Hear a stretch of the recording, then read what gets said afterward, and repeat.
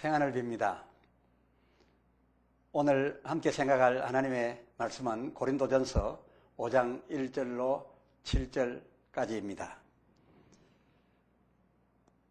너희 중에 심지어 음행이 있다 함을 들으니 이런 음행은 이방인 중에라도 없는 것이라. 누가 그 아비의 아내를 취하였다 하는도다. 그리하고도 너희가 오히려 교만하여져서 어찌하여 통한이 여기지 아니하고 그 일 행한 자를 너희 중에서 물리치지 아니하였느냐. 내가 실로 몸으로는 떠나 있으나 영으로는 함께 있어서 거기 있는 것 같이 이 일 행한 자를 이미 판단하였노라. 주 예수의 이름으로 너희가 내 영과 함께 모여서 우리 주 예수의 능력으로 이런 자를 사단에게 내어주었으니 이는 육신은 멸하고 영은 주 예수의 날에 구원 얻게 하려 함이라. 너희의 자랑하는 것이 옳지 아니하도다. 적은 누룩이 온 덩어리에 퍼지는 것을 알지 못하느냐. 너희는 누룩 없는 자인데 새 덩어리가 되기 위하여 묵은 누룩을 내어버리라. 우리의 유월절 양 곧 그리스도께서 희생이 되셨느니라. 아멘. 요한복음 3장 16 시리즈 그 4편에서 자기 죽음의 핑계가 하나님에게 있는 자들의 경우 그들의 영은 구별된 곧 옥에 가두어져 있다가 인자에 의해서 구원의 기회를 얻었거나 또는 얻게 될 것이라고 기록된 성경을 소개한 바가 있습니다. 이를테면 노아의 날 정원 그 8명의 방주인데 그 방주 예비할 동안 불순종한 자들의 영과 또 충만한 수의 그 이방인 구원을 위해서 하나님의 의도에 의해 완악하여졌던 이스라엘의 덜어들이었습니다. 이들의 그 불순종과 이들의 완악의 핑계는 큰 뜻을 이루시려 하는 하나님에게 있었던 것입니다. 그리고 또 한 경우를 소개해 드린 바 있었는데 그들은 우리와 같은 이방인인 고린도 교회 교인들이었습니다. 이 교인들 중에 그 몸을 사단에게 내어준 바 되었던 그 죽음들의 영이라 기록된 데를 소개했었습니다. 이들의 경우도 그 죽음의 핑계가 죽게 있었음을 말씀드린 바가 있습니다. 오늘은 이 고린도 교회 교인들 중에 사단에게 그 몸이 내어 던져진 바 되었던 이 사람들에 대해서 자세하게 말씀을 드려볼까 합니다. 본문은 함께 읽으신 대로 고린도전서 5장 1절로 8절까지입니다. 그 내용을 요약해 드린다면은 바울 사도가 1절 고린도 교회 교인 중에 음행하는 자들이 있음을 듣고서 놀랐습니다. 심지어 아비의 아내를 취하는 자까지 있다라고 들었습니다. 그래서 5장 2절을 살펴보니 너희가 그리하고도 어찌 통한이 여기지 아니하고 어찌 통한이 여기지 아니하고 그 일 행한 자를 물리치지 아니하였느냐 하면서 아주 놀라워하며 크게 책망하고 있었습니다. 왜 이 바울 사도께서 그 물리치지 아니한 일에 대해서 책망을 하고 놀랐느냐 하면 6절을 살펴보니 적은 누룩이 온 덩어리에 퍼지는 것을 알지 못하느냐. 7절에 너희는 누룩 없는 자이니 묵은 누룩을 내어버려라 그랬습니다. 그러니까 이 누룩 없는 죄짓지 아니한 성도들이 교회에 모여 있는데 이 음행하는 더군다나 말로 다 할 수 없는 그런 음행자들이 교회에 같이 있게 된다면 그 누룩이 온 교회 속에 퍼지게 된다는 겁니다.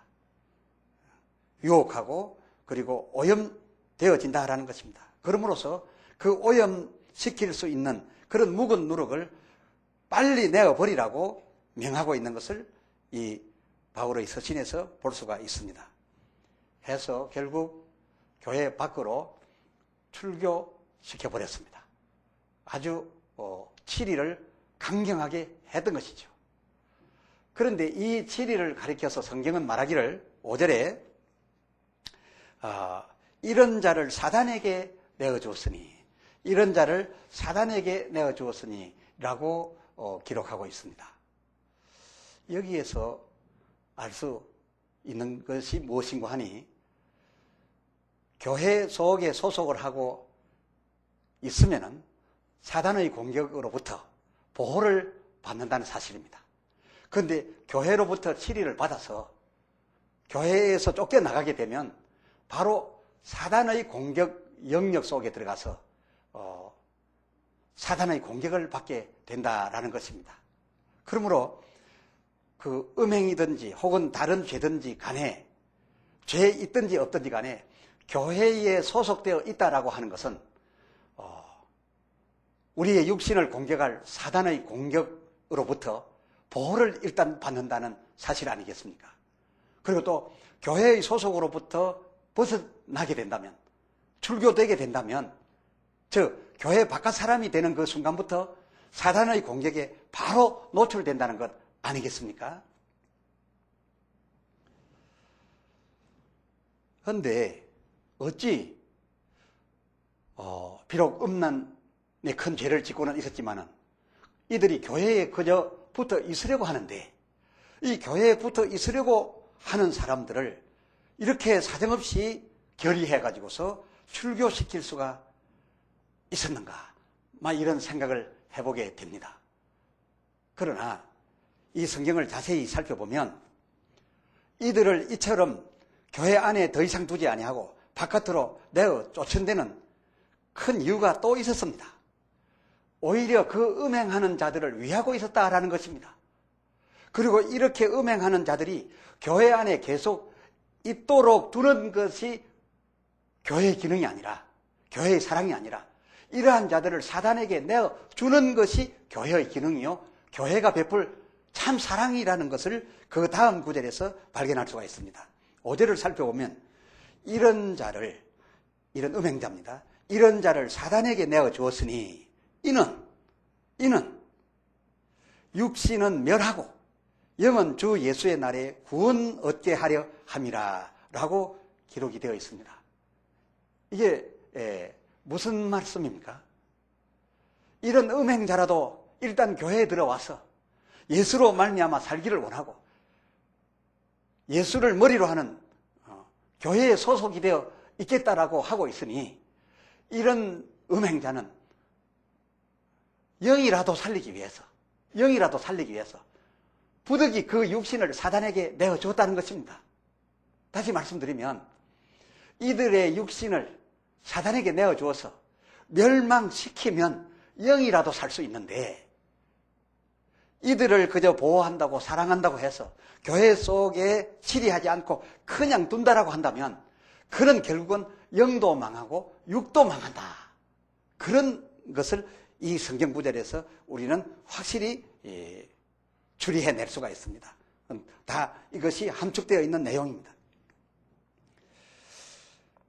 이런 자를 사단에게 내어주었으니 이는 육신은 멸하고 영은 주 예수의 날에 구원을 얻게 하려 함이라. 이 5절의 말씀이 공동번역에는 더 자세히 기록되어 있습니다. 이 공동번역 성서를 보면 그 육체를 사단에게 주어 그 육체를 멸망시키도록 판결하였으니, 그것은 이게 우리 성경의 인언과 같은 겁니다. 그것은 주님의 날에 그의 영혼을 구원받게 하려 함이라 그랬습니다. 이 번역을 보면 더 확실해집니다. 이 육체를 사단에게 내주어서 사단으로 하여금 그 육체를 멸망시키도록 판결한 것은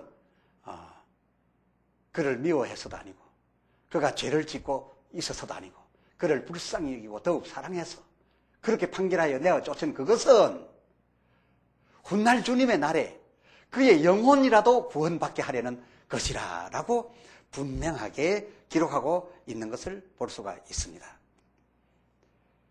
다시 한번 이 말을 바꾸어 해석해 드려보겠습니다. 바로 이러한 뜻을 내포하고 있으니 곧 교회 안에 있으면서 회개하지 않고 회개에 합당한 열매를 맺지 않고 오히려 그 행위를 자랑 삼고 다른 사람들에게까지 그 오염을 시키고 다른 사람들까지 그 유혹에 빠지게 한다면 2절에 그렇게 내버려 둔다면 오히려 교회 안에 있으면 그는 영도 망하게 되고 육도 망하게 된다 하는 그것입니다. 그가 음란한 죄에 빠져 있으면서 회개도 하지 않고 회개에 합당한 열매도 맺지 아니하면서 오히려 다른 사람들에게까지 죄로 유혹해 가면서 그냥 머물러 있다라고 한다면은, 그러면서도 교회 안에 계속 있게 한다면은 그는 일시 동안 사단으로부터 육신의 공격을 받지 않아서 육신은 보호를 받을 수 있겠지만 결국은 그 영과 육이 마지막 날에 다 망하게 된다라는 내용을 여기에 함께 담고 있는 것을 볼 수가 있는 것입니다. 이 고린도전서 11장 32절을 살펴보면 이런 말씀이 있습니다.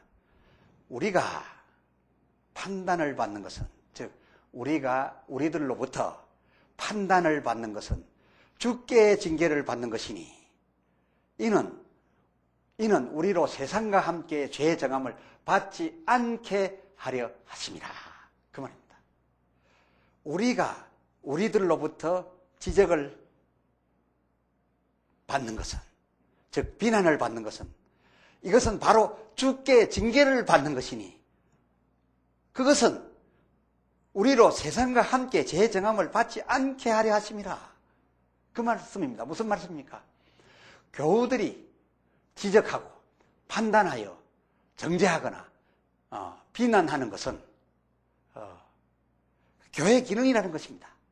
교인들이 그렇게 하는 것을 보고 그저 싫어만 할 것이 아니라, 교회 어째 이래 남의 말을 많이 하느냐 이렇게 말할 것이 아니라, 교인들의 입에서 나오는 그 판단에 의한 그 정죄와 그리고 또한 그 비난이라고 하는 것은 바로 주께서 징계하는 것이라는 것입니다.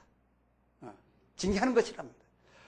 그리고 11장 31절에 보면 우리가 우리를 살폈으면, 우리가 우리를 미리 판단하고 정죄했을 때에 우리가 정죄하는 것을 받아들여서 회개하고 회개에 합당한 열매를 받았으면 징계를 받지 아니하려니와 판단을 받지 아니하려니와, 그 말입니다.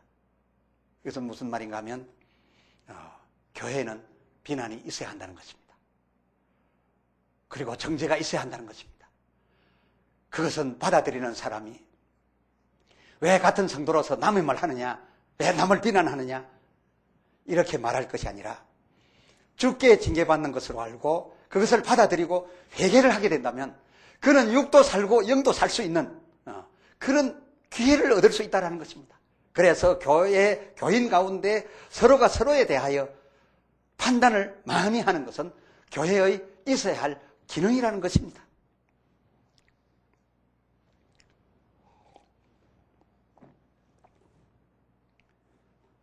교인들로부터 비난이 오면은 곧 주께 받는 징계로 알고 회개를 해야 된다고 성경은 주문하고 있는데, 그러나 대부분 분들은 성도들이 자기 말 하는 거 싫어합니다.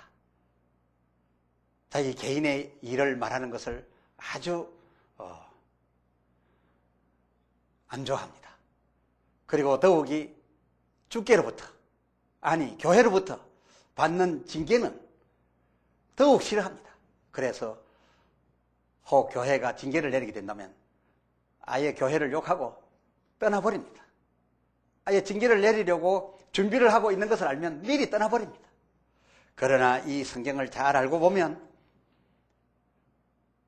당연히 징계받을 일을 하고 있으면 그 징계를 청구해야 되고, 그리고 그 징계에 따라서 회개하고 자숙함으로써 그 징계의 내용을 다 갚음으로써 해벌을 받으려고 몸부림을 쳐야 하는 것이 영혼을 위하는 사람들의 모습입니다. 그리고 육신을 살리려고 하는 사람들의 모습이 되어야 하는 것입니다. 제가 다닌 바 저 지방에 있는 교회, 진해 모 교회 모 장로님이 계셨습니다. 오래된 일입니다. 제가 청년의 때에 본 것입니다. 그 교회 장로님은 참 훌륭하셨는데 교회 당회로부터 그리고 노회로부터 징계를 받는다는 것이었습니다. 알고 보니 그 자녀들 중에 하나가 결혼을 하기 전에 미리 서로 사귀는 사람과 동침을 했다는 것입니다. 그런데 그 사람들이 결혼을 하게 되었습니다. 그럼에도 불구하고 혼전에 동침한 일이 있음으로써 그 장로님에게와 그 당사자들에게 벌을 내린 것입니다. 그 책벌의 내용이 무엇인가 하면 교회 출석은 할 수 있으되 수찬정지였습니다. 성찬을 베풀 때 성찬을 받을 수 없는 것이었습니다. 그리고 강단에 올라가 대표 기도를 할 수 없는 것이었습니다. 이러한 벌이 성도들 앞에 공포가 되어졌습니다. 그때에 이 김모 참 훌륭하게 여겨졌던 장로님 어떤 반응을 보이셨는가? 눈물을 흘리며 받아들였습니다.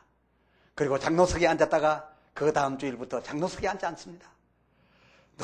늘 눈물을 흘리며 고개를 제대로 들지 못하고 늘 교회에 나옵니다.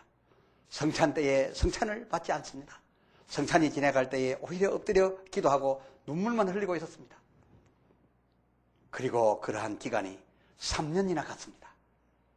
대표 기도도 하지 않았습니다. 장로석에도 앉지 않았습니다. 그리고 성찬도 받지 않았습니다. 그리고 항상 고개를 숙이며 눈물로서 늘 회개하면서 참으로 내려준 벌이 감사하다 했습니다.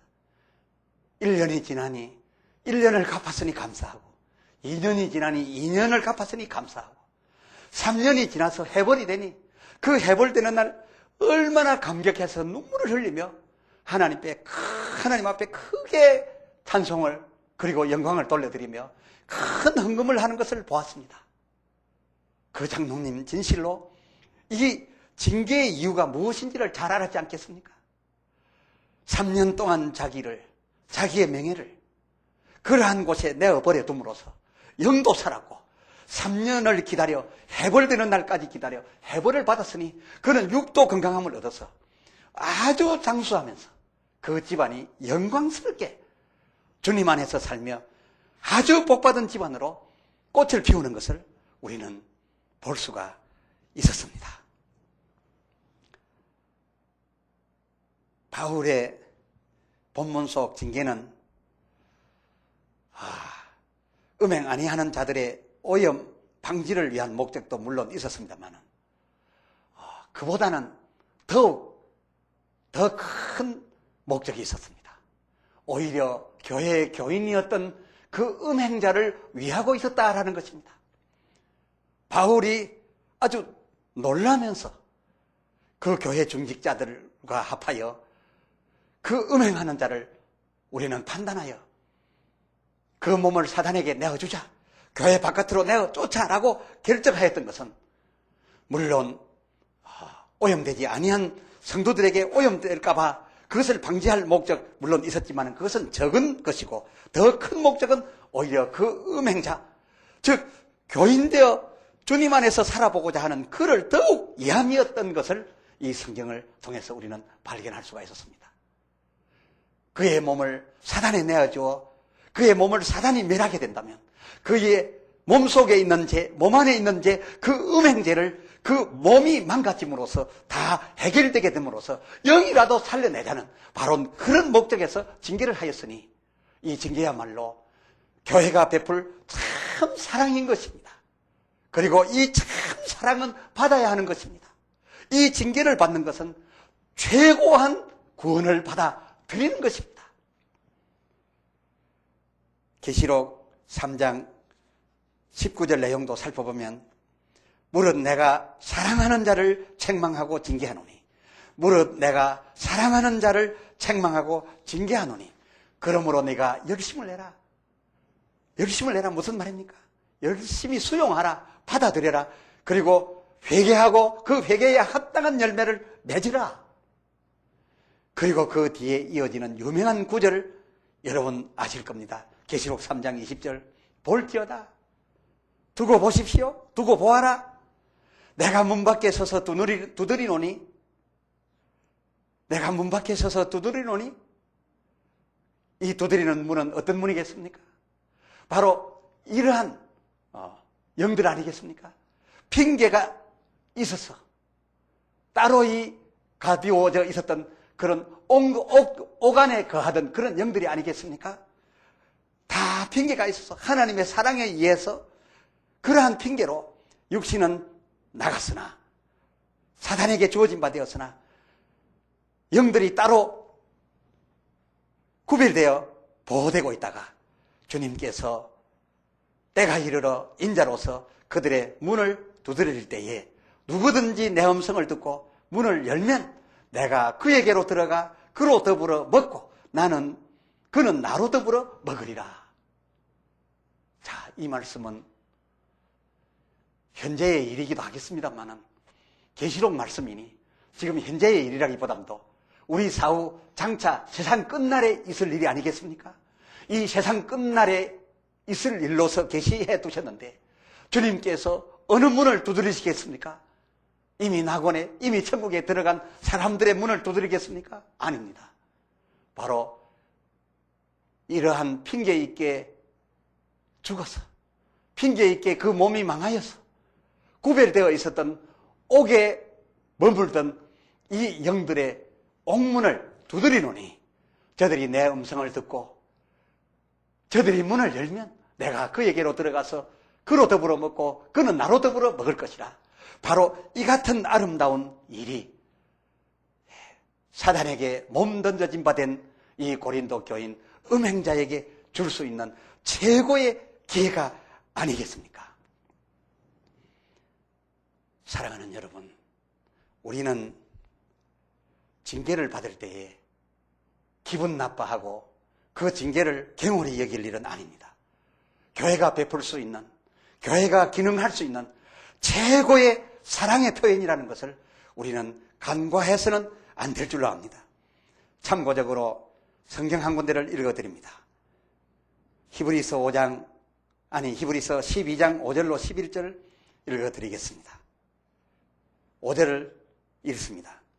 또 아들들에게 권하는 것 같이 너희에게 권면하신 말씀을 잊었도다. 일러스되 내 아들아 주의 징계하심을 경히 여기지 말며 그에게 꾸지람을 받을 때에 낙심하지 말라. 6절에 주께서 그 사랑하시는 자를 징계하시고 그 받으시는 아들마다 채찍질 하심이니라 하였으니 너희가 참음은 징계를 받기 위함이라. 하나님이 아들과 같이 너희를 대우하시나니 어찌 아비가 징계하지 않는 아들이 있으리요. 그렇습니다. 교회 안에 들어온 자기 백성, 자기 아들을 어찌 징계하지 않겠느냐 했습니다. 그럼에도 불구하고 우리는 징계는 싫어요. 고난은 싫어요. 구해주세요. 교회 속에 어려운 일이 발생하기만 하면 이것이 내게 다가온 고난인가? 남겨진 고난인가? 이렇게 생각하고 이것을 받아서 해결함으로써 영이 더 구원을 받고 그리고 그 해결의 날을 끝을 보고서 더 육신이 그 후에 큰 복을 받을 생각을 하지 않고 곧 구해달라고 합니다. 떠나가게 해달라고 합니다. 합심해서 기도합니다. 이러한 내용이 교회에 가득합니다. 교회에 가득한 것은 징계는 싫다는 것입니다. 그러나 주님께서 베푸신 참 사랑은 교회 속에 바로 징계였던 것입니다. 무릇 징계가 당시에는 즐거워 보이지 않고 슬퍼 보이나 후에 그로 말미암아 연달한 자에게는 의의 평강한 열매를 맺나니 하고 11절에 또한 말씀하였습니다. 기도합시다. 하나님 아버지, 우리가 교회 안에 있으면서 왜 교인들로부터 많은 평가와 비난을 받게 되는지 의아하고 또한 그렇게 하는 일이 싫었습니다. 그리고 교회 안에 들어오면 어떤 고난도 받지 아니하려고, 어떤 징계도 받지 아니하려고 그저 평안하기만을 구해왔습니다. 그러나 교회 안에서 일어나는 모든 일들은 평안히 하는 것이든지 고난을 주는 것이든지 용서하여 품어주시든지 징계하여 바깥으로 내어 쫓는 일이든지 어느 것이든 다 주님의 참사랑이 발휘되고 있음을 알았습니다. 심지어 사랑하여 용서하고 품어주는 그것보다 징계하여 육체를 멸하는 그것이 더 최고한 구원인 것을 알았습니다. 이게 진실로 주께서 우리에게 베푸시는 바 평안케 하심도 감사하고 고난케 하심도 감사하며 받겠사오니 감당치 못할 고난이 일랑 이르지 않게 하여 주시옵시고 감당할 수 있는 고난은 참음으로 감당하여 참복을 받게 하여 주시옵소서. 우리 주 예수 그리스도의 이름으로 간절히 기도드리옵나이다. 아멘. 아멘. 축도합니다.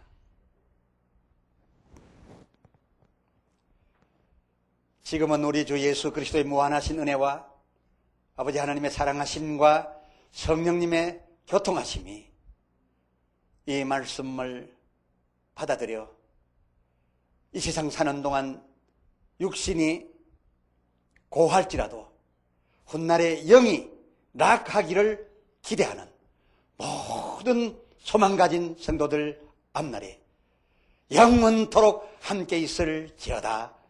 아멘.